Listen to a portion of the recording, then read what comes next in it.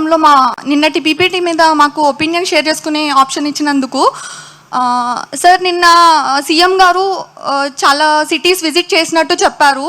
London, France, Paris ఇవన్నీ కూడా tourist related places. మన హైదరాబాద్కి మనం లైవ్లీహుడ్ కోసం వచ్చాము, ఎక్కువ జాబ్స్, మన బతుకు తెరువుల కోసం వచ్చిన వాళ్ళము. మనకి టూరిజం కన్నా ఎక్కువ మన బతుకులో important first. And moreover ఇది ఒక పెద్ద ప్రాజెక్ట్, ఇన్ని క్రోర్స్ పెడుతున్నాము. ఫస్ట్ ఆఫ్ ఆల్ కామన్ మ్యాన్కి సే ఏది? మనం common man is the main tax payer role play చేస్తున్నారు. మన కామన్ మ్యాన్కి సే లేకుండా, పబ్లిక్ ఒపీనియన్ తీసుకోకుండా ఇంత పెద్ద ప్రాజెక్ట్లో ముందుకెళ్ళడానికి సిద్ధమయ్యారు. పెద్ద పెద్ద డెలిగేట్స్తో మీటింగ్స్ అయితే చేస్తున్నారు. బట్ ఇలాంటి ఫారంలో వచ్చి ఎందుకు మాట్లాడలేదని సీఎం గారిని నేను రిక్వెస్ట్ చేస్తున్నాను. అండ్ మోర్ ఓవర్ నిన్నటి పీపీటీలో పెద్ద పెద్ద రోడ్స్, న్యూ స్టాట్యూస్, బిల్డింగ్స్ వీటన్నిటి మీద కాన్సన్ట్రేట్ చేశారు. కానీ దానివల్ల నష్టపోతున్న మిడిల్ క్లాస్ మ్యాన్ ప్రాపర్టీస్, ఇంకా వాళ్ళ లైఫ్స్ గురించి ఎక్కడ మెన్షన్ లేదు.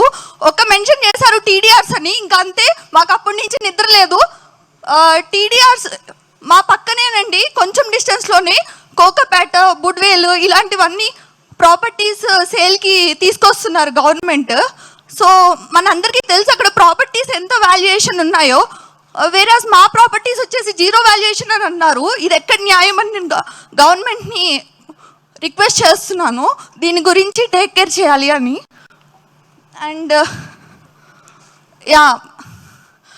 కేటీఆర్ సార్, ఇంకా అన్ని కాలనీస్ వాళ్ళు ఈ ప్రాజెక్ట్ని స్ట్రాంగ్గా ఒపోజ్ చేయాలి. ఎందుకంటే మేము మూసీ బ్యూటిఫికేషన్ని ఒపోజ్ చేయట్లేదు, కామన్ మ్యాన్ ప్రాపర్టీస్ని టేక్ ఓవర్ చేయడంని అపోజ్ చేస్తున్నాము.